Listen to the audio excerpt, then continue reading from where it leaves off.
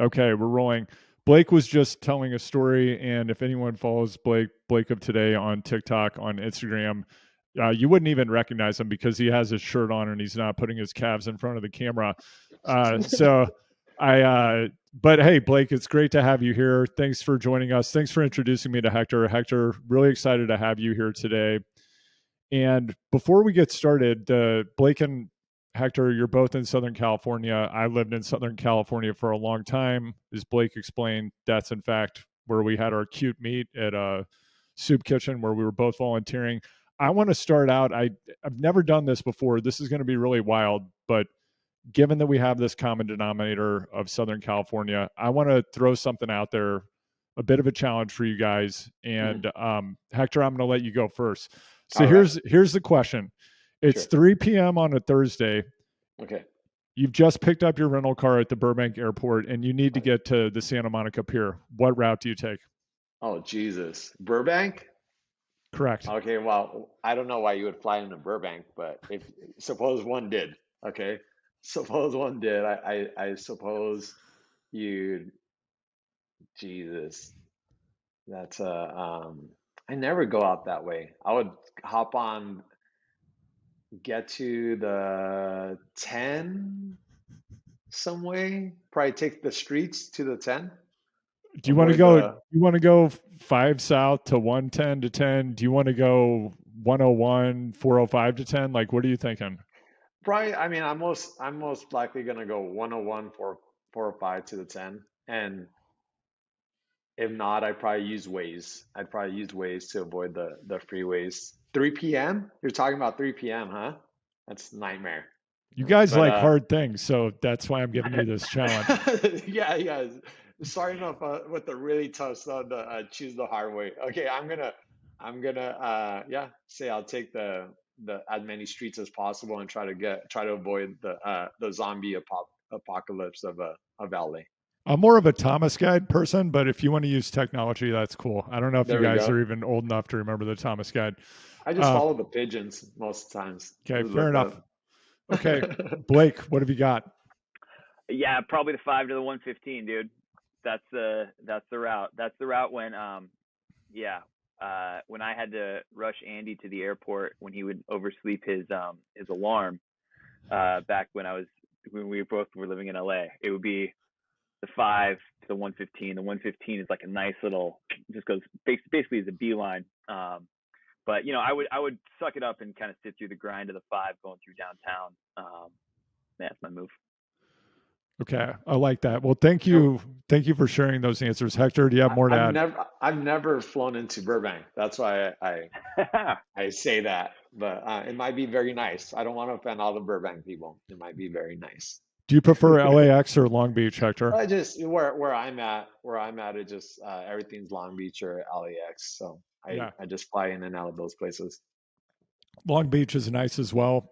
When I was living in LA, Burbank was always the easiest point of ingress and egress. And now when I'm in California and need to travel within California, typically I'm seeing people between East Side, Hollywood, like Los Feliz, Silver Lake to Altadena.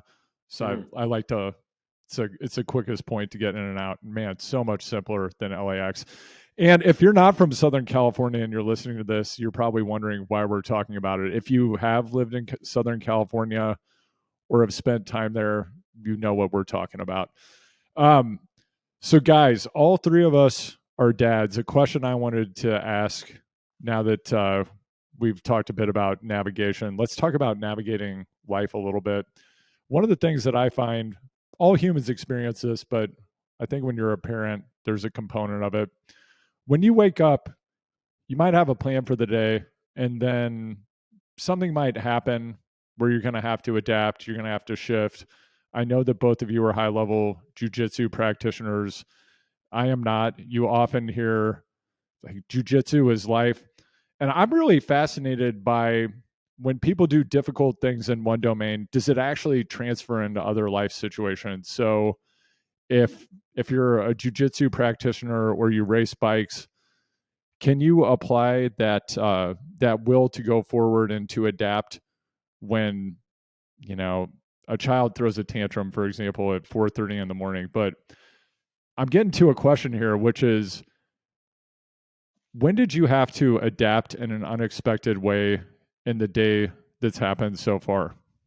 Yeah, so from the dad domain, right? It's you kind of struck a nerve there because I didn't sleep very much last night because of my 3-year-old. Um, so both my wife and my daughter's 8 years old, they both have COVID right now. So Sorry to hear that. yeah, it's okay. They're doing better. Thank you. But my son has been spending a lot more time with me, and that's not typically what our schedule's been. So throughout the night, he'll just start throwing a tantrum every like 2 3 hours because he typically spends a lot of time with mom and still sleeps with mom. So it's just been bananas trying to take care of this kid right now. The kid takes swings at me. He like has a vicious right, and he'll just try to just knock me out. I swear it's like little violent little creature. But I have to love him because he's my blood. No, he's amazing. But it's just like in the middle of the night, it's just like I almost missed my like I had an 8 o'clock meeting this morning, and I almost missed that just because I haven't been sleeping well this past week because of the situation. But yeah, I mean, everything I've done prior definitely prepares me for the next most difficult thing, right? If you actually look at everything I'd done before becoming a father, it was a lot of difficult endeavors, a lot of difficult challenges, and I definitely think a lot of that prepared me for for the challenges that being a parent, will bring. I've been very fortunate that I have two healthy kids overall, and I have nowhere near the challenges that some people have. I always realize, especially because of the kind of work I do, I deal with a lot of young students teaching jujitsu and everything, that there's a big spectrum of needs and abilities and challenges that people have and parents have. So I'm very blessed. I don't have crazy challenges, and most of the crazy challenges, that's my wife's department. So I love that frame. But Hector, I've got to ask a follow-up question. So you got sure. woken up in the middle of the night, there's a tantrum going on or something's happening. How did Yeah. you feel at that moment, and how long did it take you to were you immediately like, yeah, I'm cool, this is fine, or were you a bit surprised, and how did you adapt? Yeah, I mean, it's babe, put on your mask. You're gonna have to come over here and handle this situation. I'm not I'm not built for what are you gonna do? What are you gonna do? There's certain things where I just defer to my wife, and we have a system. I go, babe, our system, you take care of the kids, cool. Crackhead breaks in the house, I got him. Or we could swap. What do you want to do? Deal? All right. So that's my chicken shit way of copying out of those situations. But definitely, I mean, there's certain things where I'll handle certain aspects of the parenthood, and thank God for my wife. She's a saint. She's a real saint. All right, thanks for sharing that, Hector. So let's bounce it over to Blake, who's got number 2 on the way. I've got 2 kids, 4 and 6-year-old. Hector, I can relate to what you just shared. And in partnerships, I think sometimes the best partnerships leverage the strengths of each partner, whatever they might be, versus trying to make everybody great at everything. 100%. But we know that, I mean, we've seen Blake's abs on TikTok. We know that this guy is just a legend. So Blake, how do you handle it? What's happened in your day that you didn't expect would happen? I want to answer that question, but real first, I want to say that before we had this interview lined up, I went and talked to Alberto Crane, who's my jiu-jitsu professor and has done a podcast with Hector. And I said, could you give me a good question to ask Hector that I might not think of, because you have a little bit more experience with him? And his question was just, like, how does Hector get it all done? And I was like, yeah, that's probably a good question. He does a lot of things, and he doesn't only get them done, but he's like a top performer. And then Alberto said, yeah, but he'll probably just give you that answer, that answer that, like, it's my wife. My wife does it all. Jesus. Nailed. What? Nailed. You're busted, What? Hector.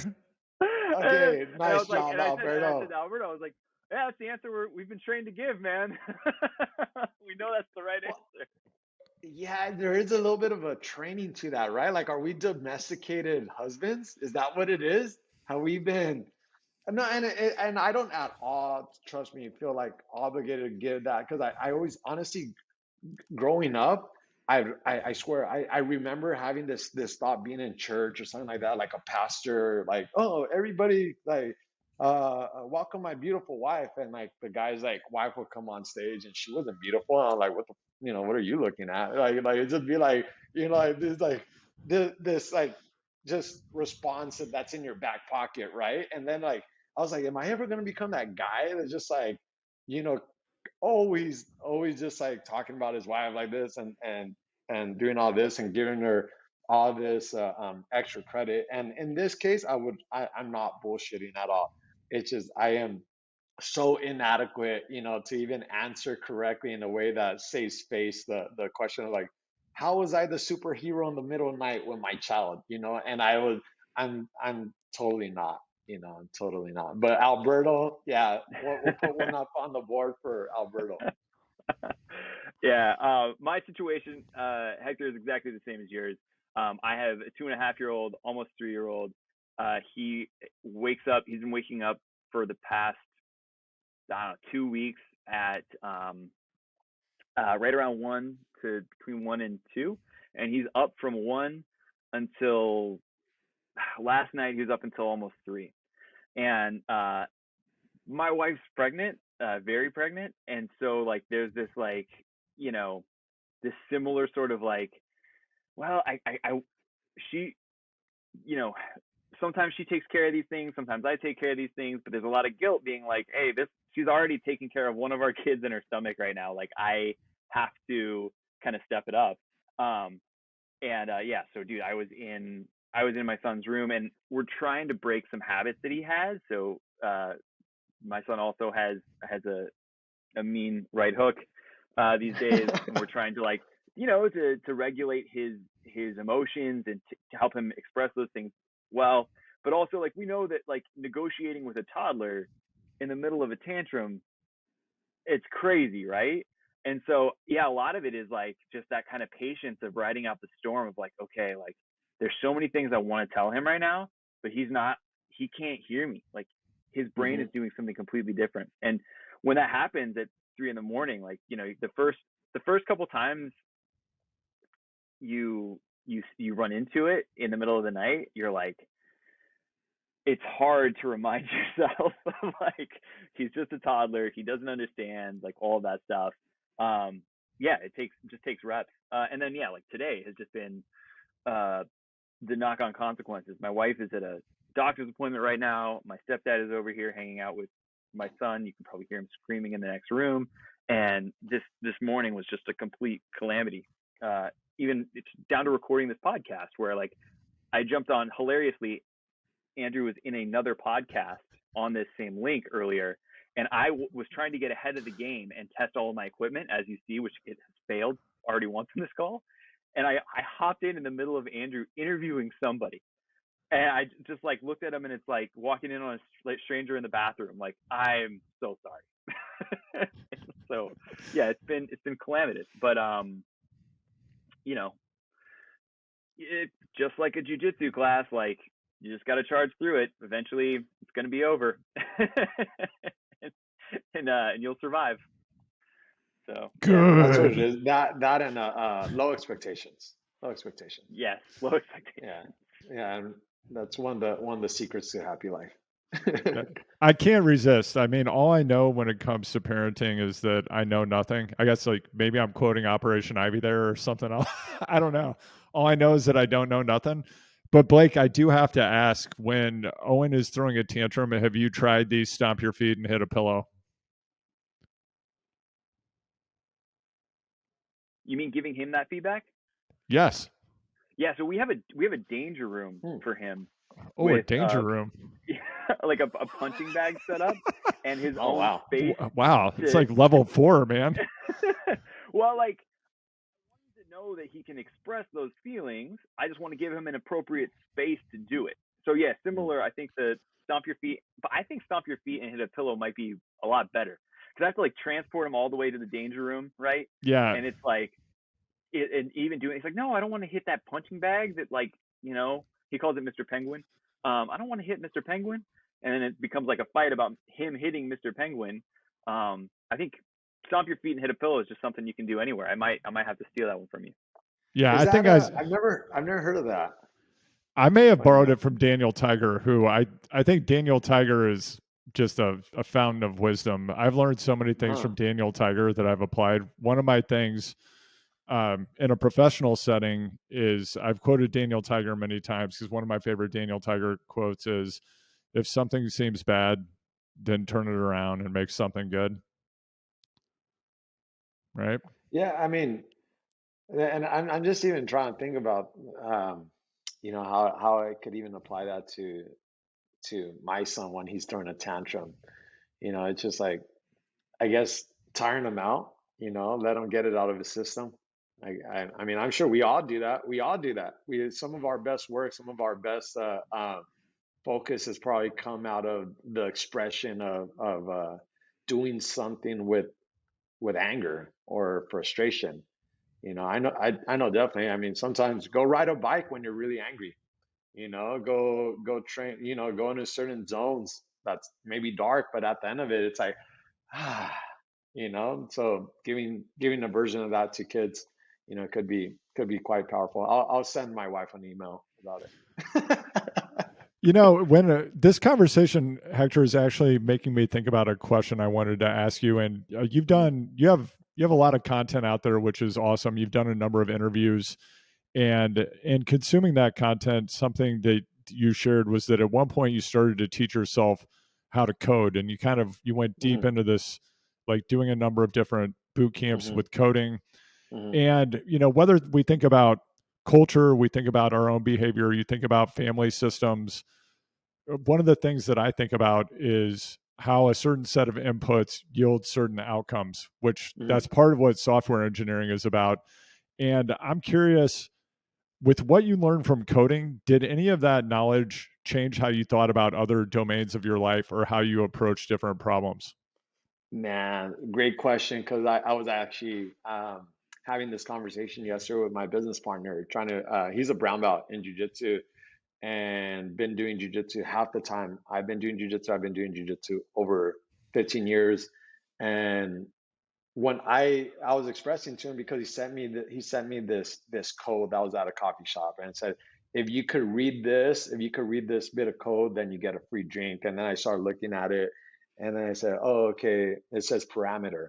And he said, you're such a nerd. And I said, man, I learned this in 3 months in a boot camp, how to code and how to do a couple different things, from front end design and some databases. They taught you like full stack development, but I learned how to code in a couple of months, and that time revolutionized my life, because I realized how much you could learn in a short amount of time, because they made us code 70 hours a week. It was absurd. I almost got kicked out of this program for not coding enough, because I want to train jiu-jitsu. You know, 1 day a week, I was like, yeah, I want to go train jiu-jitsu. And they're like, no, you can't fucking do that. You got to code.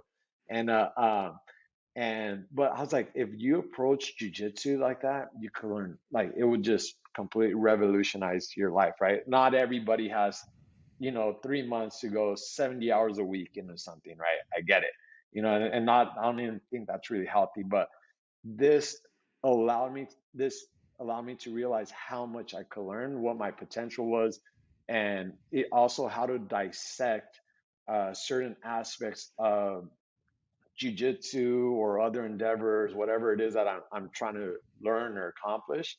And not just that, also just the systems for approaching things. Like I created when we first opened up Academy, I created a Trello board and started, picking out different sprints. This is one idea. This is like, I stole these ideas from tech so that we could scale really fast.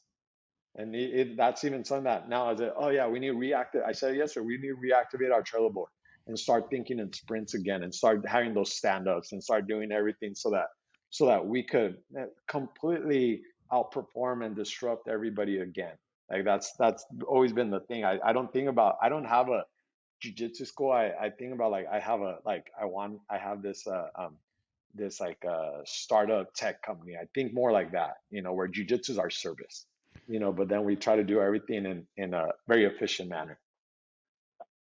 Just for context, Hector, I Mhm. mean, I've been, you know, doing jiu-jitsu for almost a decade now. How, you know, in that time, jiu-jitsu academies and the business of jiu-jitsu has Mhm. accelerated quite a bit. But I would Mhm. still say that having this approach that you mentioned is pretty novel. Like, I don't see a lot of academies um, having that sort of business savvy, and then also, you know, producing. A lot of academies they're either over indexed in one, right? It's either like great Pohada, like it's like really hard training, they produce champions, or they Mhm. run a really great business that has a very successful kids program and like everybody has really nice geese. Um, you know, I think your approach is really interesting, and I'm curious, like, what inspired you to, one, like, tell me how common you think that level of business savvy is in the industry, like across all, like, maybe American jiu-jitsu, and then Mhm. also, like, why did you apply this, like, what made you think to apply that level of, you know, business savvy to this industry? Well, I actually started realizing how many vulnerabilities there were in the market and how many schools were just ran very mom and pop, right? Where they were not utilizing tech, they were not utilizing that really collective thinking. Pretty much most of it because it's very hierarchical, where it's everybody. You got the black dot at the top, and then everyone just kind of follows that guy's direction. And I didn't want to scale Academy that way. So my face is not up on the wall at Academy.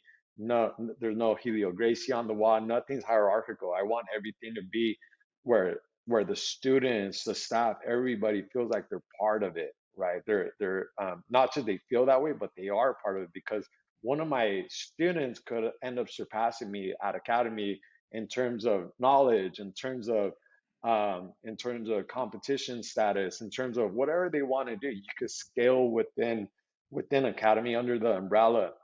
And so many schools are limited by their black belt is the top, and nobody goes above the guy at the top. You know, so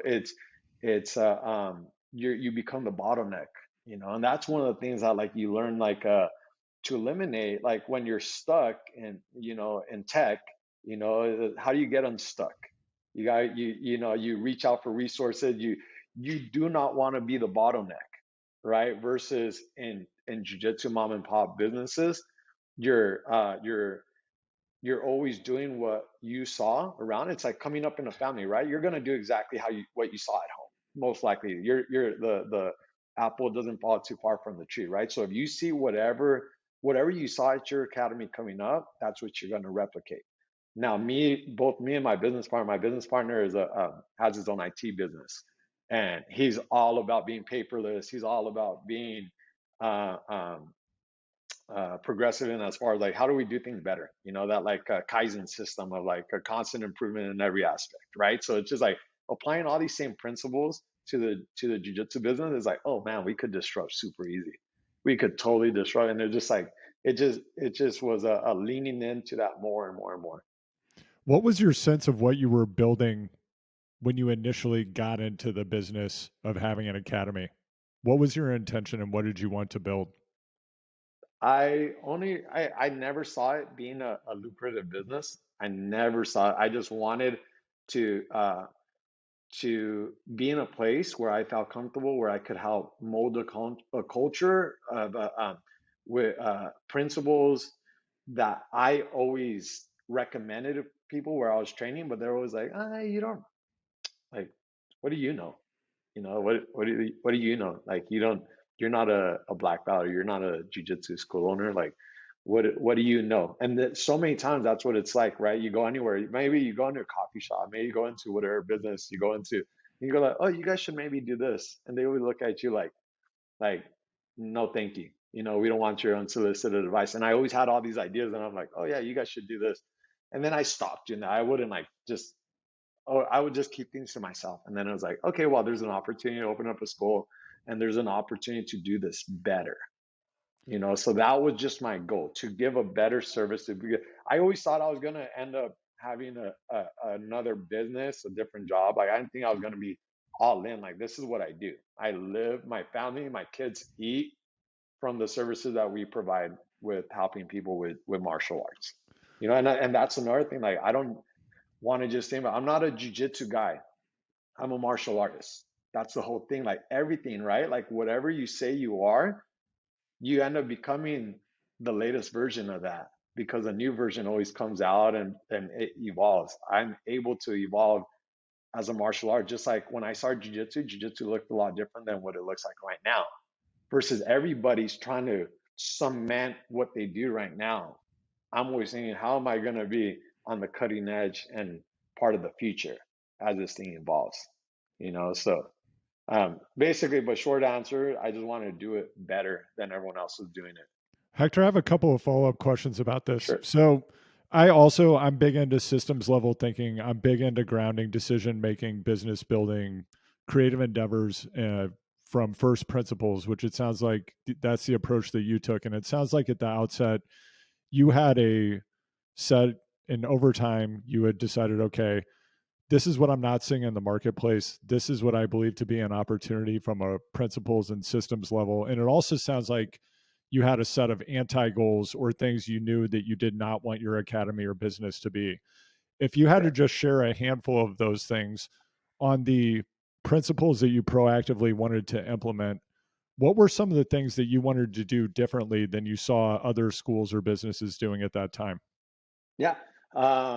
Completely wiped out bullshit warm-ups. We do not do bullshit. We do not do jumping jacks. We do not do shrimps. We do not do push-ups. We completely did away with all the shit that allows the black belt instructor to show up 15 minutes late with coffee in their hand and blue belts to run the class for free.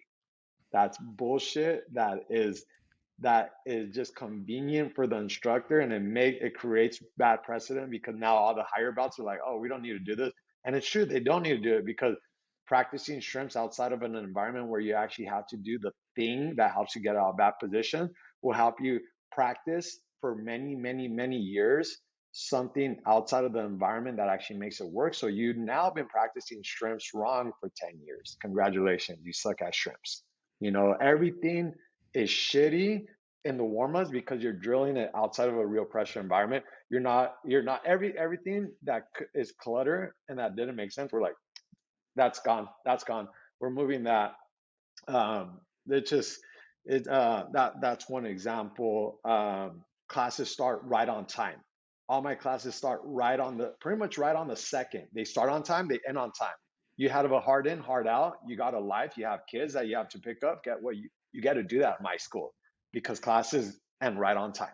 You know, everything's very professional. Everything's just ran like a good operating, like a well operating business. Like it's just all those things where it's just like people are doing this all over the place at a grand scale around planet Earth. They're just doing it the way this shit was ran, because it was ran many times not for profit when it first started. Like with martial arts, it's just like, we're running this out of a rec center, so fuck you, I'm a volunteer, I get it. And I once was coming up in a martial arts class, I won't disclose what. I was at a certain place training one of those cheap martial arts variations of something.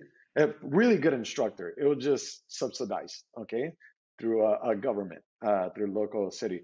And the instructor said, hey, I'm not charging you guys enough for you guys to be acting like this and not applying yourself. And I said, and I was thinking in my head, I was like, I would pay more for you not to say that. You could charge me more. I'm happy to pay more and not be chastised like in this group for because you're unhappy because you're not driving the car you want to have to the place where you're volunteering your time very cheap. So it's just all these things. It's just the mindset of a lot of people approaching things wrong, and because they weren't being effective business operators, they always had a chip on their shoulder. No chips on their shoulder. None of my instructors, for matter of fact, another principle based thing, none of my students at my school are allowed to clean the mats. They are not allowed to clean the mats. Whereas On the other side of that, a lot of jiu-jitsu schools, lots of martial arts schools, they go and see, I'm going to catch all this flack from jiu-jitsu school. Like, no, don't say it. Don't say it. I don't let them what? And you should listen. You should not let them clean the mats. But let me go down that real quick because it's really stupid to put that on a new paying customer who a white belt typically who doesn't need that kind of treatment. They just need a hard in, hard out. They need to feel like they're top priority guests. Okay, they need to feel comfortable. They don't need to work when they're already paying dues. So charge them a little bit extra, pay somebody else to clean the mats. What we did, I'll even give you the solution, what we did at my academy. I said, hey, check it out, Mr. Instructor. How about you're already here, pay you a couple extra dollars at the end of your class, you clean the mats on the classes where you're the last guy on the mat for that day. And they're like, fuck yeah. I'm like, everyone's happy. They're making more money because they're already here. They're happy because the mats are cleaned the right way. Nobody's getting worm stabbed. Everything's very precise. But maybe at the end of the day, it's economics. People don't want to pay, So we have a huge payroll. I have a team of about at least like 11 instructors. We have a ton of instructors, a ton of hours. We teach on some days 16 between our two locations, Downey 16 classes a day. So there's a lot of classes. There's a ton of classes. Okay, 60 over 60 classes a week, and there's a lot of cleaning of the mats, right? And none of the students have to do that. I will give one exception. If some of these punks, my students, blue belts, they hit me up, hey, open up on Sunday for an open mat. I'll say, all right, but you got to help me clean the mat. For open mats, non-serviceable hours where I'm not paying someone to clean the mat, I will take some help. That's my full disclosure on that. But it's all principle-based stuff. It's all logical. It makes sense, right? And I see Blake over there being like, God damn. He's like, preach. It's incredible. I think these may sound like small things to people who aren't familiar with the jiu-jitsu community, right? But jiu-jitsu is a martial art that's rooted in tradition, and that tradition in America and in other countries is that idea that one person here has more knowledge and deserves more respect than everybody else, and we're paying them for their time, and kind of we're their humble, their servants. And in some people's lives, they love that relationship, right? There are some students that just love coming to the master and kissing the mat and all that stuff. That's a small niche. The broad majority of people, they want to learn this martial art. They want to have a great experience, and something as simple as no bullshit warm-ups. It sounds crazy, but it's like I'm personally a fan of bullshit warm-ups. I've done 10 years of them. I whatever, but I really like practical warm-ups as well. But the concept behind it that you say is like, hey, you're coming here to pay for the best level of instruction. I'm not going to give you, a student who's still on the path. Like, I'm not going to waste your time because I want to do something else for 15 minutes while you break a sweat before you get that 15 minutes of my knowledge that I'm going to give you this class.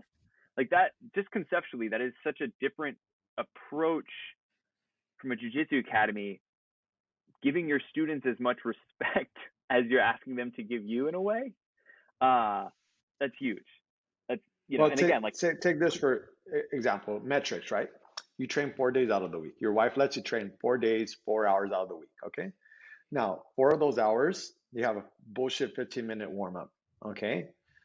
Now, you've only really trained 4 days for 45 minutes. Okay. At the end of the week, if I use all those 15 minutes correctly and actually taught seminar style where you get on the mat, I teach you technique, things, knowledge transfer that you didn't already know. I teach you in a manner like if you were having a private lesson and I transfer my knowledge to you. At the end of the week, you will have 1 extra hour of training. And you compound that week after week, after week, after week, after month, after year. Can't touch me. Yeah. No, it makes so much sense. It's just it requires not only an energy shift, but a culture shift, right? Like it's a cultural approach, which is a big risk. Well, it's not a risk for you because it's going to work, but it's a risk maybe other academies feel because, like you said, they're not mirroring what they have seen culturally throughout their whole experience of jiu-jitsu in order to have success. Right. The other thing I want to mention that is interesting about your approach is like in tech, we have something, and you know this, and I work adjacent to tech. I'm not really in tech like Andrew was in tech and like his circle is, but you have something called like a founder CEO syndrome, right? Where the founder has been successful by having big, bold ideas and taking huge risks. And all of the things that led them to be successful as a founder of a business actually start to work against them as the CEO of a business, right? Like not listening to other rational ideas or not asking other people for input or trusting their instincts when the data says something that's counterintuitive. And I think most people run academies from a founder CEO perspective, right? They've had a lot of success in jiu-jitsu. They've been maybe a high-level competitor, or they run an academy successfully, and then they hit their level, like they hit the ceiling, and they're like, well, this is it. This is how much I'm going to make. I'm going to have 100 students. I'm going to charge them $170 a month, and that's it. That's my cap. That's what I can do because I'm not willing to think that maybe I'm doing this in a way that can be both better for my students and better for me economically. Like it is, like the fact it's so hard to express how groundbreaking it is to like for people to, like you to be looking at the business model instead of just looking at it as a cultural relic, if that makes sense. Right. So anyway, I just want to give that context to somebody outside, because it is what you're talking about is really interesting. So it's more horsepower is what it is. It's what it is. It's more horsepower. I get to give you a better experience. You'll scale to be a better practitioner faster because we're using time more effectively. Time's our resource. Okay, so every minute, and why do classes start right on time? Every minute, if I have 30 people in a class and I waste 2 minutes, right? I just wasted an hour worth of time. Everybody's time together is valuable. You understand? So every minute times 30 people is 30 minutes. 2 minutes wasted bullshitting around, not being effective is an hour wasted. So I times my minute. I actually have the formula. I used to use that at our other academy. We took a 1,200 square foot academy at our old location, at our first location, and people would probably think I'm lying. Honest to God, truth. Hand of God, we got up to 285 students at that location. 285 students out of a 1,200 square foot location running 12 classes a day. Why? Because I said, okay, well, I have 635 square feet of mat space. Okay, so the way I can maximize that mat is by operating more hours and running classes right on time. Okay, good. So now my formula was serviceable mat hours times mat space. So then I ended up with a number that gave me more mat space than the schools that had a 5,000 square foot facility because they were offering 3 primetime classes a day and then not servicing more hours. So I had more mat space than they did. So it's just about what are you doing? What are you doing with your resources? Time and space is a resource, right? So it's just what do you do with it? Yeah, I think in something that I'm thinking about right now that has come into sharper focus for me the past 4 years that I've been doing this podcast is the idea that people who achieve a level of high performance in any discipline, when people on the outside or who aspire to a higher level of performance in their own life or in their own profession, they often look at someone who's extremely high achieving and they say, I need to do it the way that person is doing it. And when people do that, for example, if someone were to say, I want to be like Elon Musk, I'm not sure who that person would be in the world right now, but there might be someone. To go try to do what someone else has done to achieve the success that they have done is generally not a great idea. And I think that that's actually counterintuitive to people because, Hector, I think this is a really good example that over time, what you have done is you have observed a traditional model, you've found ways to disrupt it that you have found to be highly effective, and they're working for you right now. And someone listening to this might say, there's something that I can apply to what I'm doing. I would say the thing they could apply is a systems level approach to solving problems, and that they might actually think of something even better that they could add to the formula that you've developed. I think the mistake would be to say this is a static thing and I need to do the static thing. There might be something in the static thing, but there also might be something where someone has a unique idea that could improve it further. And I think that's what you have done, it sounds like. And that's the idea. That's the idea. It's like, okay, this is good. And I just told this, we're constantly having this conversation as I go, okay, we could do better. We could do better. And it's always that. It's how do we do better? We can do better. We can do better following up with our students, giving them what I call like putting hands on shoulders approach, do more like, how you doing? Like, is everything good? How's your training? Like that could make a world of difference for some people, you know? And it's really, and it's not that we don't want to do it. It's just like, you have so many things in your head between trying to teach and be effective. And then it's just like, oh yeah, that communication. I'm not just like jiu-jitsu robot or, you know, whatever, fill in the blank, whatever it is you provide, whatever service, whatever way, everybody at the end of the day. And one of the core principles I believe in, and I heard, I'm not sure if it was Mark Rubio say was, you help enough people get what they want and you could get yourself whatever you want. It was something along those lines. And I was like, oh yeah, I just have to help enough people. I just need to help enough people, and then I could feed my kids, feed my family, you know, and do what I want to do. Go on a mountain biking trip, like do all these things while like everything's like the school's running and everything. I just got when I'm there, and that's the thing, right? Like being a father, being a business owner, doing all this, wherever I'm at, how do I be 100% present to be 100% effective? And then scale that through my team, because your wife's the team, right? Everybody around you is the team. So how do we scale that? And how do we make it to where, okay, what do you need when I'm here? Okay, all right, give you everything that I have while I'm there. I guess like you brought up Elon Musk, right? How does Elon Musk do what he do? Wherever he's at, I'm sure he's 100% dialed in. That's the only way to do it. 100% focused, dialed in, be present, be there, and then you shift gears. That's like the thing, right? Like, I guess like, you know, to kind of, you know, the question that you asked Alberto Crane about me, Blake, is like, how do I do so much? And I don't feel like I'm doing nearly enough. I just told my wife the other day, laying in bed, I was sitting up, I couldn't sleep. And she's like, what's wrong? Why aren't you sleeping? And I did not like you. And I'm just sitting up. I always do this. I always reflect at the end of the year. I go, I've done a lot, but I could have done more. I'm like, fuck. That hurts me. It like that I leave anything on the table. I could have competed more tournaments.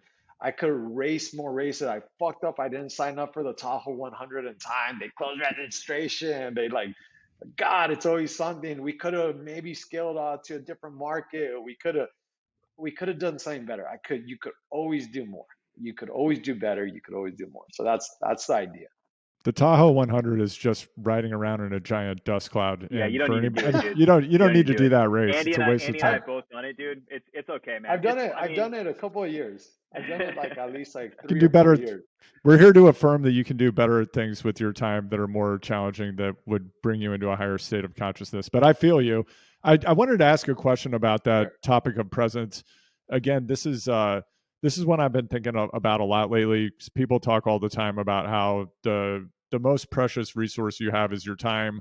I would say it's actually time times presence, because what most of us do, even when we have time with loved ones, with our children, with other people we care about, I know at least for me, I'm actually time traveling. I'm thinking about, shit, what's this thing coming in the future? Am I prepared? Do I have enough money? Is this strategy going to work out? Or traveling back in time to, should I have made a different decision or having regret or whatever? To actually be truly focused and present in the moment it's a high aspiration. It's a great aspiration, and it can be really difficult to achieve. And both of you guys, you know, you're practitioners of jiu-jitsu and you also are cyclists. I'm a cyclist as well. Part of what I love about having, you know, we'll call it a movement practice if we just want to abstract it away from the activities themselves, is that there's something about having that attunement with your body, especially when you're doing something that feels physically hard, that does bring you into the present moment, or at least that's what I feel. And it also can be seductive, and it can become its own addiction. And if you spend too much time chasing that and not cultivating that in other areas of your life, then you might have challenges with presence. How do you guys think about achieving presence the way you do it through movement, and then how do you bring it into the rest of your life? Blake, Blake's got it figured out. We've seen his you got TikTok. to figure it out. He I'm look. going to keep going hard on the TikTok. I have really bad ADHD. Actually, the H in ADHD is actually stands for Hector. So, no, I mean, go ahead, Blake. No, this is something I struggle with. Like, this is you talking about it. Even Andrew is like rubbing salt in a wound for me.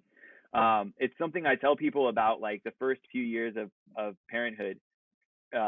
The lessons that your kids teach you is they just demand a presence from you.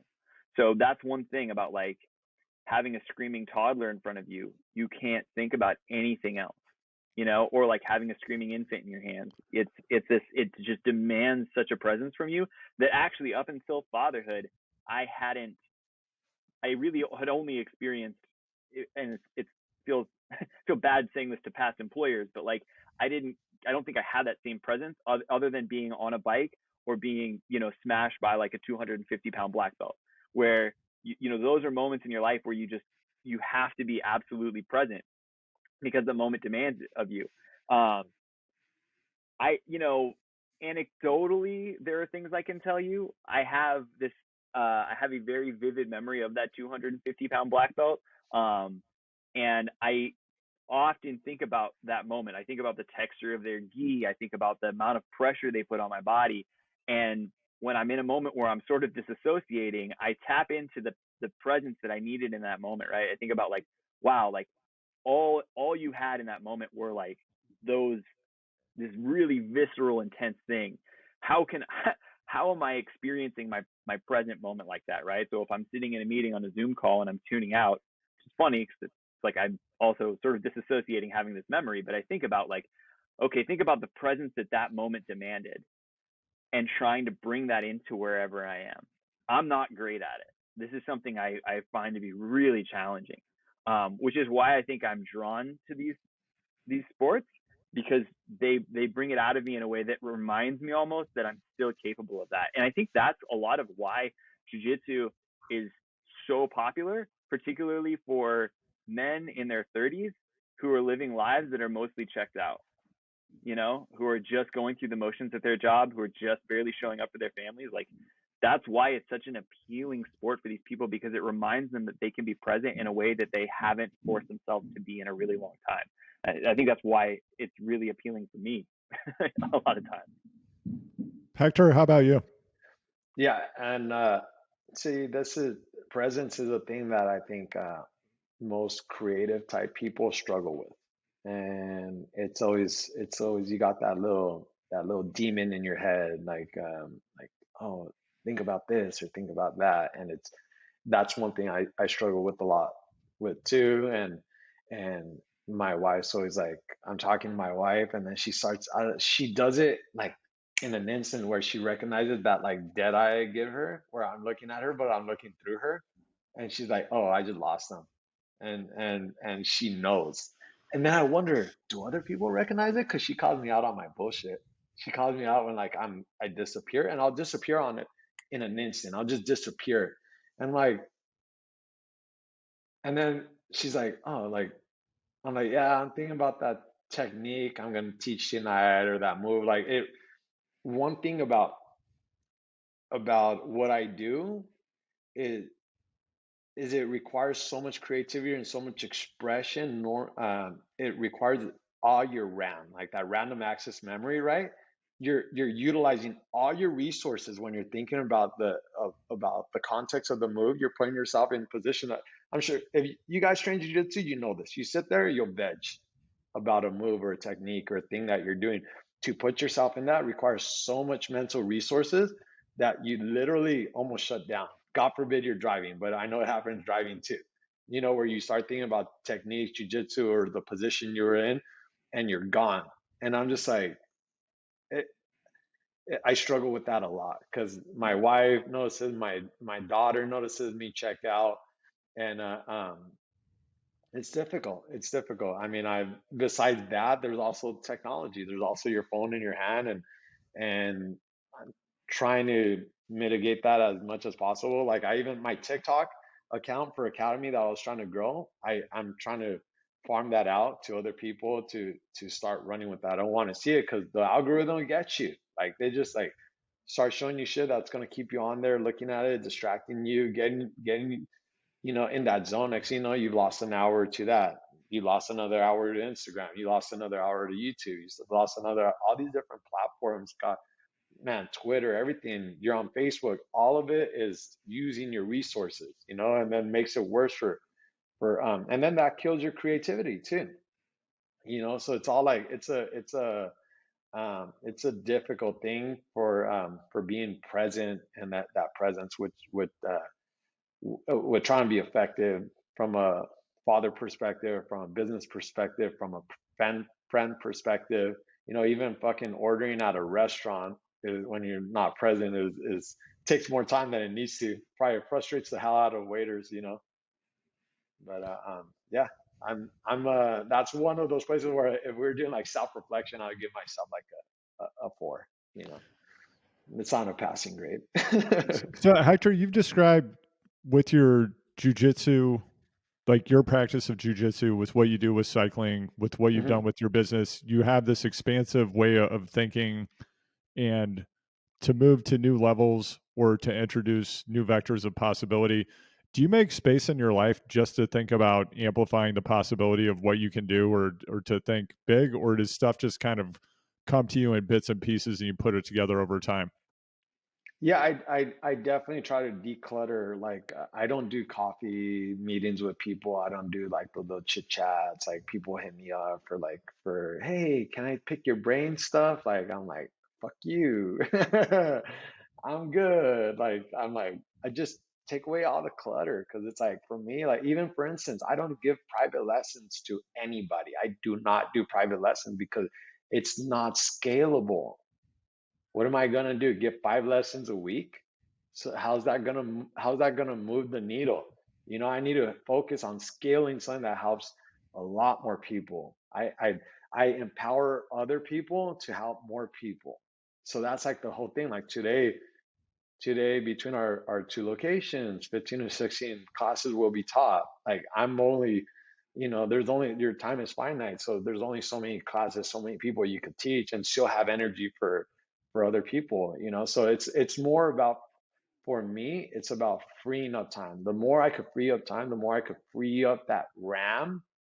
That's where I want to be. That's where now the vacuum will allow for more creative ideas or opportunities to take root. Because the most thing about it, you could have the most amazing business opportunity, like whatever opportunity pop up right in front of you, and then you might be like, you know what? But I don't have the time today.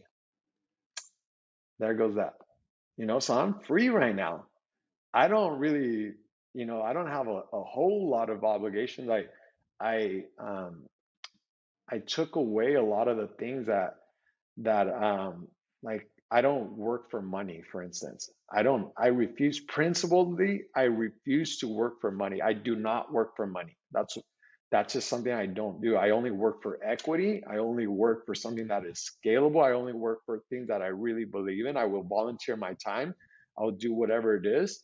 Um, but when you start working for money, for instance, then it's just like then you end up in a place where you're just there's a cap, where it's like even if you're a lawyer and you get paid like $500 a day, it's never enough. Whatever the money is, it's never enough. Whatever you get paid, it's never enough. Your living expenses, your everything just goes up. So it's like one thing is just like, what do I really want to do? What do I want to leave myself freed up for? I want to leave myself up for the things I am passionate about, I believe in, and that being a dad is really important. So I don't work on Sundays. That's a principal thing I refuse. I grew up in a family that my parents work 7 days a week, and that was really tough. So I'm not gonna work Sundays. That's like my thing. That's my thing. So it's just certain things. Where's the line in the sand? What are you gonna do? What's important to you, and try to build your life around that. Yeah, I Yeah, I mean, mean the go ahead, idea like. I mean, it's a small thing, but like not teaching privates, like giving that context.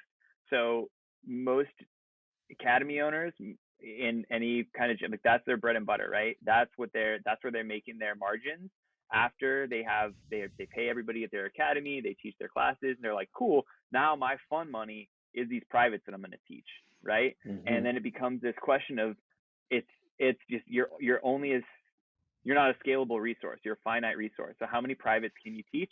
And that's your cap. And also, like, the idea that you don't teach privates also doesn't mean that you're competing with the other instructors at your academy who are your employees, right?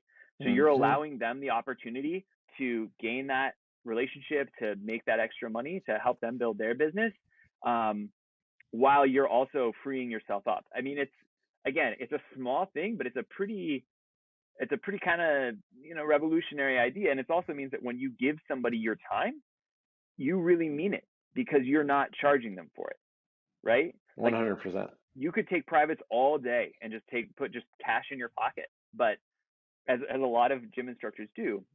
But the idea that, like, when I think you explained it as a shoulder touch, like when you're giving somebody that time, you're not, they're not getting charged extra for that time. That's a sincere exchange that you're having with them, which makes it that much more powerful, which then promotes the culture that you're trying to create at your gym, which, then is a disruptive sort of culture in the broader, like, world of jiu-jitsu. That's a really cool small anecdote that has, like, a much bigger, I think it amplifies much bigger than just the thing itself. So sorry, go go ahead, Hector. Yeah, no, I was gonna say there's a real thing to that, right? Because you cannot buy my time. You can't. Nobody could buy my time. My time is something I give where I think I'm gonna have the most impact, and where I think it's the most deserved, where I think it's the most helpful. So it's like when I give my time for the kids. So when I'm wherever I'm at, the parent that I'm talking to, whatever it is. The other day, 2 days ago, I spent 2 hours talking to parents just on the phone. Some stuff was going on, and I want to see how I could help them hash some things out. And I just give my time, But it's like when you're charging someone for time, right? Like I like what you actually hit it on the head, because I tell my black belt instructor, I say, hey, you know what? I don't give privates. You have free reign. You're the only black belt instructor really here giving private lessons. Have at it. I wish you make a ton of money and help a ton of people. And that's the thing. It really when you start really trying to focus on the private lesson model, it takes away from your ability to really focus. And my thing is that no matter how much money you have, if you're a member of my academy, you will get the best of me. You get the richest person at my school will get just as much as the most impoverished person at my school. It doesn't matter. It does not matter at all. I will give you my best, and all my instructors should be giving you their best, regardless of the extra money that you throw at them. That's just how it has to be. And so everyone gets that Rolls Royce Ashton Kutcher level treatment. That's the idea. Yeah, I'm making a joke, but I just, like, just to put a pin on what Hector's saying, like, last week, 2 weeks ago, he competed at the highest level that is available for him to compete at. No-Gi World Champions, Master 2, Master 3? Master 2. Yeah. Competed at the highest level that is available for us to compete at in No-Gi, at black belt level, got a bronze medal after a full day of competition. A bronze medal is really freaking hard to get in a jiu-jitsu tournament at that scale. And that night, you went and taught a class. I already had it covered too. I still paid the instructor. I just showed up, and it's my duty to be there and give myself. And, like, you're not getting paid for that, dude. Like, that's because you care, and that's such a profound example of the principle that you're describing, in my opinion. That is such a cool thing. Yeah, thank you. Yeah, one thing, man, I lost in that semi-final match by advantages. If you know jiu-jitsu, advantages are like criteria. They're not even points. Someone didn't even score a point on me. I think all year out of all my competition, to show you how tight things are at the black belt level, out of all my competitions this year, I have only lost matches to advantages or referee decisions. I'm not, that I recall, had one person score a point on me this whole year. It's just everything's like so close. When you're dealing with high level black belts, people aren't making mistakes. You know, everything is you got to fight really hard for everything. Guys, we haven't talked much or at all about art, and I know art is an interest of like that all three of us have, and I just feel like we need to dig in on it a little bit. So how does art fit into this whole equation? Jesus Christ, here we go. I'm a artist, martial artist. The way I like to think about myself, I started off most of my creative endeavors from like the artist perspective. I have a easel up here on the wall.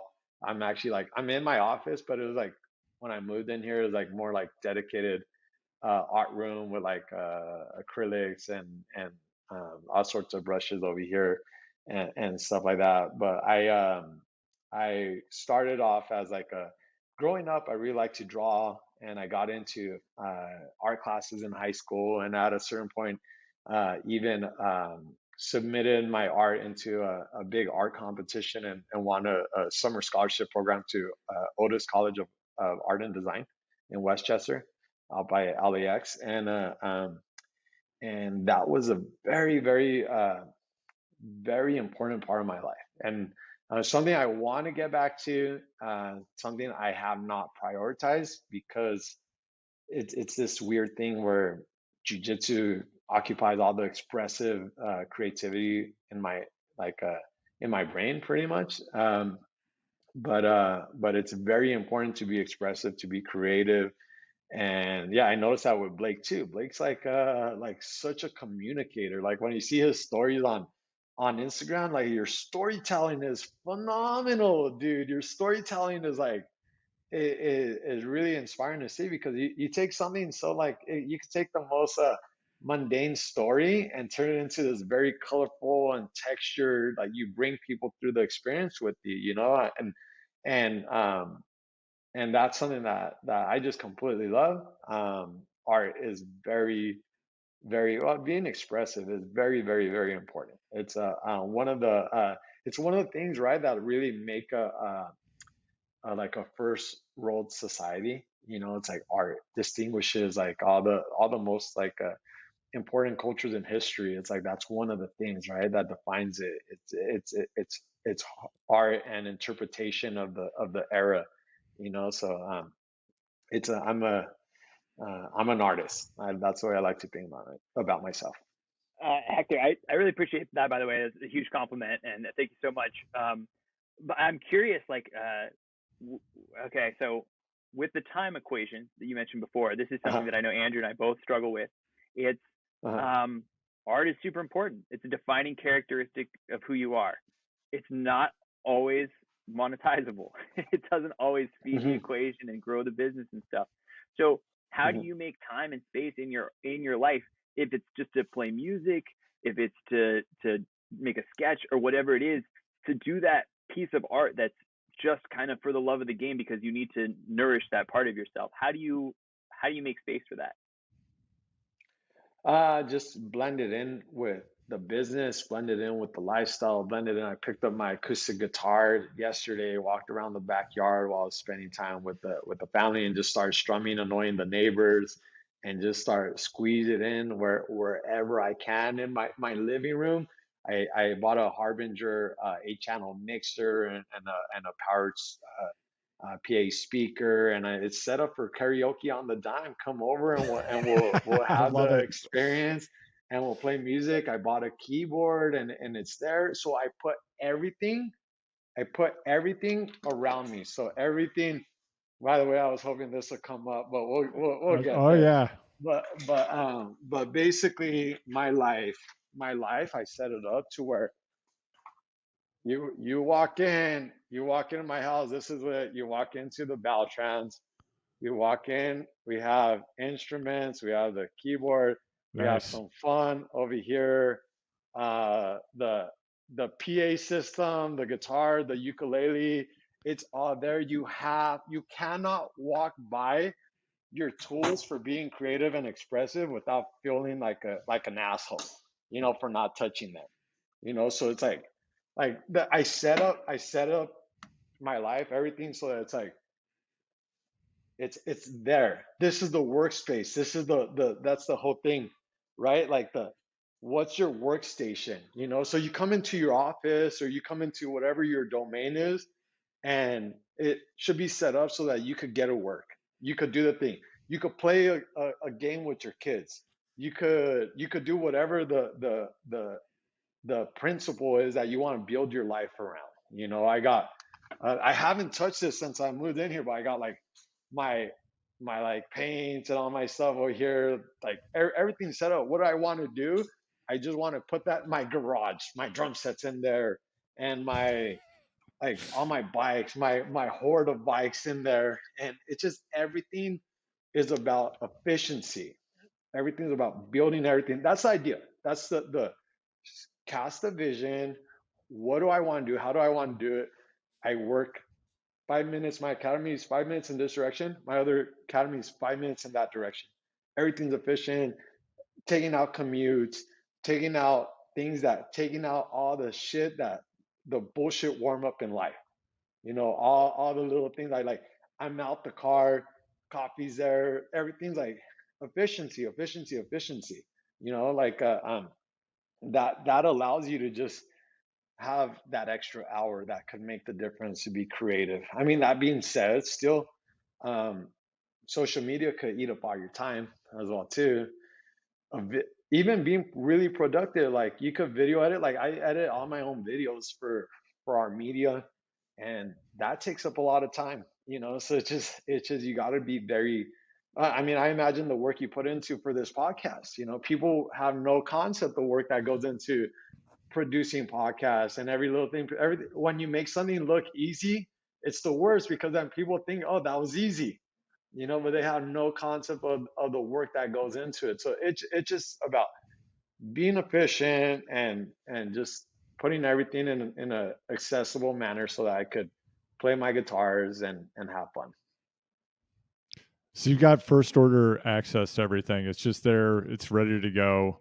You make sure it's all queued up so that it's as simple as I possible. want to keep giving you a tour. I almost picked up my computer. I want to give you a tour of the living room where I have my Wahoo kicker in front of the TV where I could watch. Nice. I could train and watch a movie with my kids. We're watching a Disney movie, we're watching whatever, and I'm just cracking out a training session. That's the whole thing. Everything's two birds with one stone ideal. Everything is Right. two birds with one stone, and we're money. Everything that I could do, I'm doing it in that manner. That's the idea. Vacations are always around mountain biking or jiu-jitsu. Oh man, yes, you struck a nerve with that. Guilty? One You guilty too, or what? Are you trying to negotiate? Yeah, we haven't Andrew dragged his wife out to. Andrew's dragged his wife out to the first year we did Unbound Gravel. First 2 years he did it. His wife was our support, so she was our neutral support. So she's driving out into the middle of the plains in Emporia, Kansas, holding water bottles, waiting for us to come by. Man, all day so long awesome. with no cell phone reception. So we've both put our families through quite a bit. Got to spend a nice night in a $50 hotel room with Blake and I as well, and get up at 4 a.m, which I'm sure was awesome while we were really nervous and about to go race for 6 hours. Well, making her part of the process is important. Yeah. Making her part of the process, there's nothing. It's worse, I think, when I leave my wife at home. She's like, fuck, she'd rather be there doing something, being a part of it. And it changes the whole experience. It's, if you can, sometimes more expensive, sometimes more logistics to it. It's sometimes you just can't, but I think that there's a powerful component to that as well. Hector, how does the bike fit into the overall? It's just blowing my mind that there's also bike racing going on in the mix of Uh-huh. things that you're describing. Uh-huh. I'm wondering if we're living in a simulation and there are two of you. So how does bike racing fit into everything, and how did you get into that? So I used to like trail running. I got into trail running. I'll take you from the genesis. I like trail running. I was doing that, and then I would see these people whizzing by, and I was like, whoa, that's really cool, but seems dangerous. And then I hurt my knees. I was trail running, and I don't know what was happening. I couldn't run anymore. I could barely walk. I was every time I would go. Hiking, like after 3 miles, I was just my knees were shot, and I was like, well, maybe. And this was in like 2006 or 2000, yeah, like 2006. I looked into buying a bike. I got a really good deal on a Trek Fuel EX9. It was a good build. And then I just started riding bikes by myself. I didn't know anybody that rode bikes. I didn't know at all what I was doing. The seat was all the way down like a BMX bike. Like I had no concept of anything, and I was just going through the motions of just like, all right, I'll get out there. I'm having a blast. I'm eating crap every time I'm riding, but I'm having a lot of fun, and I love being in nature. So I'm meeting some people, and then they're like, "Oh, you ride? Yeah, I could tell." I was like, "Yeah, how could you tell?" You're like, "Oh, your legs are all scratched up." And I'm like, "Oh yeah," you're like, because I was always eating shit.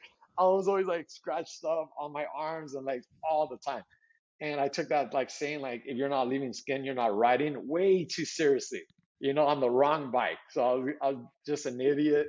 And I started riding with some people. They introduced me to just like riding better trails, riding better. And then it always became like, just like from riding, the community just kind of, same with like jujitsu, whatever else you do, the community started presenting itself, and started meeting different people that would encourage me to ride better places, or get into different things.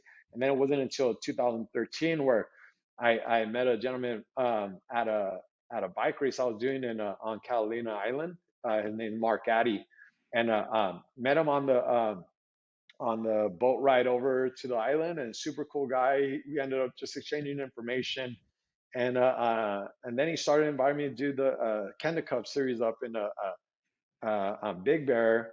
And I started racing Big Bear that year. By the end of that year, I was the first year I think I did the Tahoe 100, and I was like, dude, I'm not prepared for any of this. All my rides are like max 12 miles, and that was like a 63-mile race in Tahoe, and just started always doing more and more, and then I got addicted, and then I was like, oh, how can I like be faster? So then I got a hardtail bike, and then I got like a Niner Air 9 RDO, and always just started getting more and more into it. And now I think I've been racing now about 8 years, and to bring it to where I'm at now, I primarily I race Cat 2, except for last season at the end of the season I did one Rim Nordic race, that's over by like Snow Valley, um, in Southern California, and I raced Cat One, and just a small little division, but I took first, and that was Whoa. like that was the day after I raced. Well, I don't know, you race or ride it, but the Tahoe, no, not the Tahoe, the Big Bear, the Tour de Big Bear, which is a 100-mile road ride, like starting off in the Big Bear Village, going down a Snow Valley, climbing back up, going around Obsidian, going back. Like it's a huge, massive day. 8 days on the bike, right? 8 days on the bike. The next day, I showed up to race this cross country racing, and then ended up signing up Cat One because I'm just like, why not? What's the worst that could happen? And my leg just woke up, and it was just like, and that's like one of the things, right? Like you don't know what you're capable of. You don't know what you're capable of, and it's just like, all right, well, I guess I have a great base. I have tons of base right now, so I'm just like, so I start off the race, and then motherfucker just took off, and I'm like, yeah, I'm just gonna chill.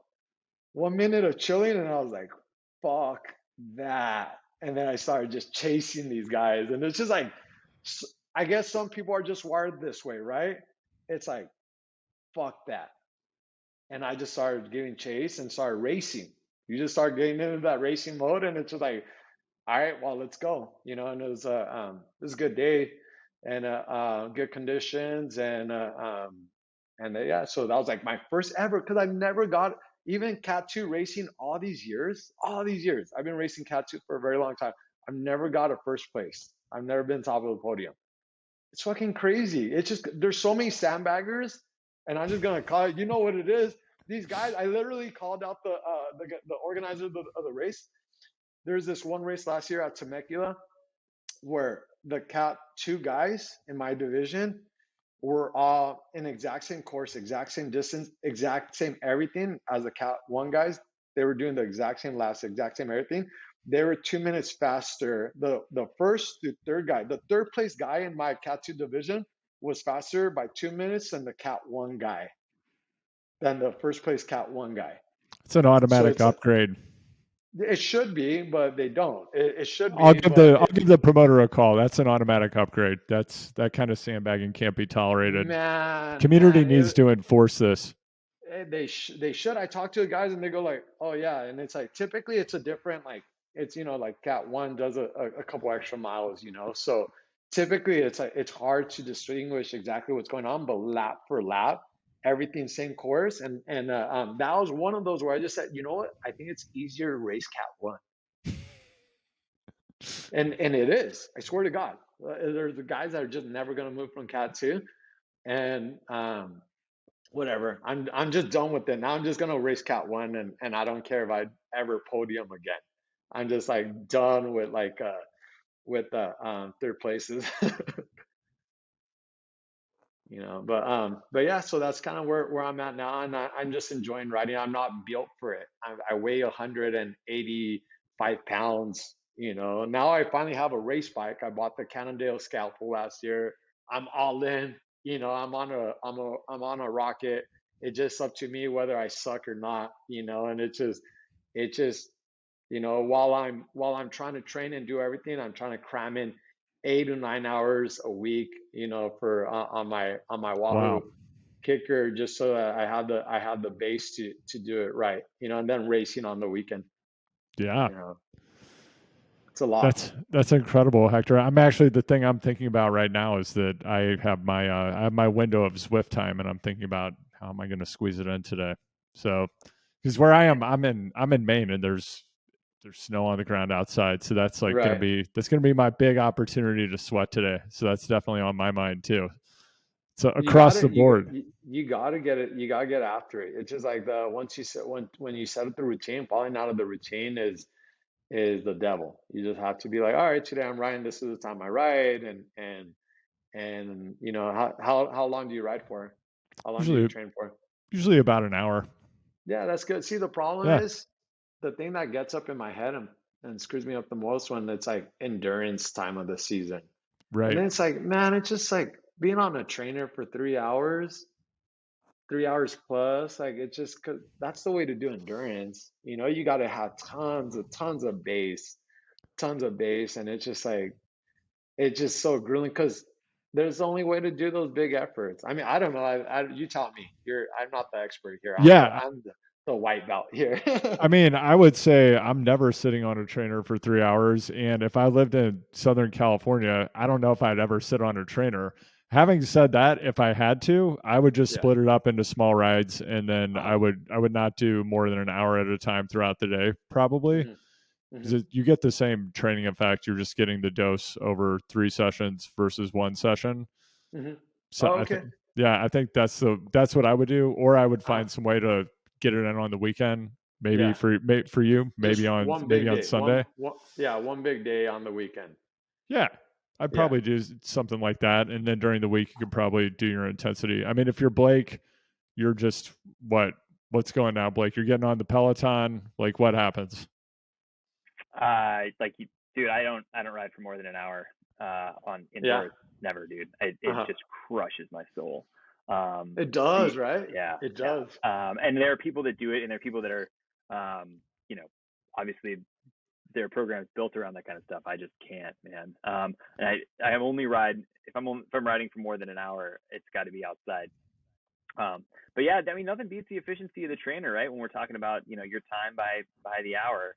And on top of that, you know, also in terms of getting fit, like nothing gets you fit like racing, which I haven't done in a couple of years now. So I should probably, I don't know that I'm the one to talk about how to train for bike races right now. Oh, Blake, I think every ride is kind of a bike race for you, actually. I've Hector, have you ridden Fair bikes enough. with Blake? No, not We yet. need to do that too. Yeah. I might stand a chance with Hector there. Blake, did you happen to catch my Instagram story earlier in the week with a video of Zwift? I did. Yeah.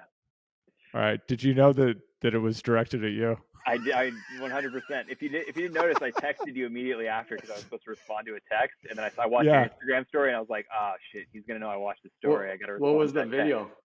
We're getting like deep inside baseball here. If anyone ever has the chance to ride with Blake, in fact, I know Blake's now doing a group ride a couple of times a week with over more than 100 people on it over in Griffith Park.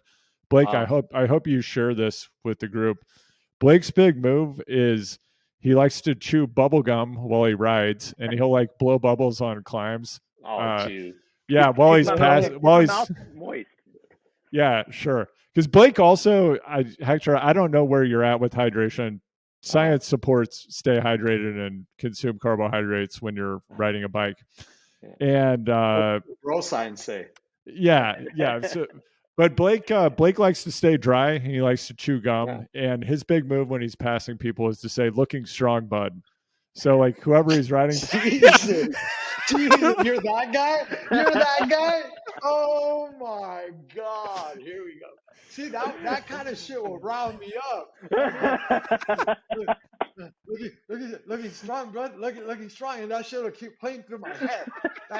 That's the kind of shit that fucks with me so bad. Like you can even see me foaming at the mouth right now because I'm just like, oh, I'll turn like the littlest little thing, like the littlest little thing sometimes, and I'll just be like, fuck that guy. Like I'm gonna get that guy. And it'll just be me and Blake, and I'll be like, hey, dude, you're looking pretty strong right now too, bud. All right. It's just attack. Man. You know, I like to be supportive of people, and sometimes that support is not received as support. You know. Yeah, that's great. I appreciate your reframe. So anyway, Hector, I just took a video of myself on Zwift, and then I did a voiceover where my character was just saying, "Looking strong, bud," to everybody that passed me because I was going super slow. And I only put it up on Instagram because I knew that Blake consumes all content that's published on Instagram, and he would definitely see it. And I hope that I'm in Maine, he's in LA. I love Blake. I really miss getting to train with him, but I hope that it would make him laugh, and I think that I accomplished my mission. Oh, sounds like it did. Accomplished. Yeah. Do you say that when you're passing them, or do you say that when they're passing you? So, you know, the context that Andrew has heard that originally was me passing him. Nice. But I taught this guy everything he knows about riding a bike. I don't know what he's talking about. And for many years, that never happened. And right now, it probably wouldn't happen. So I'm gonna use that tactic this year. I use that. It's a good one. It's a good one. It's a good tactic. Hey, looking strong. Yeah, I haven't raced in a while, but another tactic I like to use, and also I just thought it would be more funny when I made the video. If I was riding like 100 watts, and I was just like, these people were flying by me on Zwift, so I just thought it would be a funny way to reach out to Blake and troll him a little bit. But the other thing I like to do, I haven't raced in a minute, but particularly in mountain bike races where you often will have like, you've got like the long climb and you've got a visual, right? Like you can see your competitor in front of you. So if somebody's dropped me and we're on a long climb, I'll just like start yelling like, woo, like whatever. Cause if they hear you doing that, they're like, oh my God, cause once they're past you, they think that they've got you, but you've got to find a way to just get inside their head. And like, if you can like plant that fear, uncertainty, and doubt, then you're imposing your will and eventually you will destroy them. Not that that's what bike racing is about, but it kind of is. No, you know what? I've raced many years now, and one of my coaches did tell me one time something that did resonate, And I used to race very nice, and not that I'm being a dick, and most of this just is internal thought, right? And he said, you know what? Yeah, those guys, fuck those guys. And I said, yeah, he's right. He's right. He's right. I'm not out there doing any favors. I'm like, my goal, your goal, you're like, if your goal is the podium, you're like, nah, that don't race dirty, don't do anything, but you don't need to be like, oh, sure, right this way. Go ahead. Here's the easy path. No, like your racing's racing. Racing's racing. And, amateur even, like, man, if you're putting in 9 to 10 hours a week training on top of life, on top of everything, on top of the kids, we're talking about, like, you're not, racing like a expert or anything like that. You're in the dad field. You're in the, like, I have, like, kids field and stuff like that, right? You're racing with other guys like you. It's still like, let's make this competitive. Let's make this competitive. I'm not, trying to choke you. I'm not trying to break your arm. I'm not trying to do that. I'm just trying to finish before you. Let's do this clean. But, like, in my head, like, I at a certain point had to flip that switch and to really, like, focus on being that competitor. I really compete. When I bring, that's like part of the, like, bringing the talk back to presence. I used to ride. When I first started racing, I used to ride. I didn't race. I was riding, and I realized that. And even some days you might not have it in you, and you go like, "Oh, this is a ride. I'm riding right now. I'm not racing."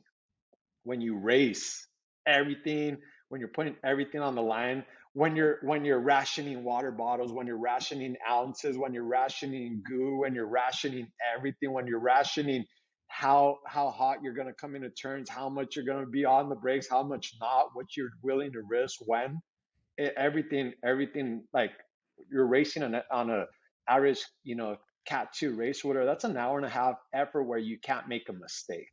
You have to be so perfect. In jiu-jitsu, you just have to have a 5-minute perfect match. In racing, even cat 2 with these fucking guys, like, hour and a half, you can't make a mistake. You can't have a mechanical, you can't have anything, and you train so hard. You got a $10,000+ bike, you burnt gas, you're pissing off your wife and kids because it's Sunday and shit, and they want to do something, they want to go Legoland. You're out here in the middle of fucking nowhere, and you don't come out there just so that, at least when you show your wife your bullshit ass medal, and shit, like you want to at least be like, hey, babe, kind of worth it, right? Like, Yeah. it's there's Hector, something there, just do me a favor and never tell Andrew that bike racing is harder than jiu-jitsu. Just never do that again, please. But other than that, I'm totally with you. I mean, Oh, wait. You're saying bike racing is harder than jiu-jitsu? No, I'm saying never. Sorry, other way around. Never tell him that bike racing is harder than jiu-jitsu. Never let him know that. Oh, man, for real, right? Dude, I let people know this, though. I'm sorry, but I let people know. Like, I let all my, like, I go like, dude, when you want to, when it hurts too much, or, like, you can't. In jiu-jitsu, the coward's way out is just like, oh, give the arm, give the back, you're done. You're done. In a fight, you want out, you get knocked out. You expose your face. There's ways to fall on your sword. There's ways to fall on your sword. When you're out on an endurance effort, if you quit, hey, here's the car gonna pick me up. Damn, I don't know how you ever recover from that. I don't know how you ever recover from that. Letting the support car take you back to wherever. Would you ever let that happen unless you're fucking utterly broken? Yep. There's nowhere to hide. Like, no, right? Like, that's the thing. Like, I thought about, because I've been in the middle of a, like, one of those Tahoe 100s. I'll never forget the one that broke me. The one that broke me. I was first lap in. The first 32 miles was 2 hours and like 30 minutes or something like that. No, like 2 hours and 40 minutes. I was on pace to, like, break, like, be sub 6 hours, and then my legs started cramping right as I crossed the middle point. And now the second lap, the second 32 miles or whatever, 31 and a half, it took me 4.5 hours of the worst pain I've ever been in. It just cramps, just bonked just done.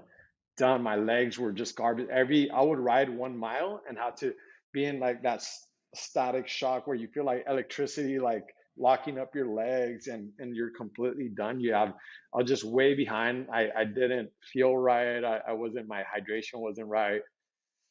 That was the worst pain. I was like, like crying basically on my bike. I was crying. Like jiu-jitsu never made me cry.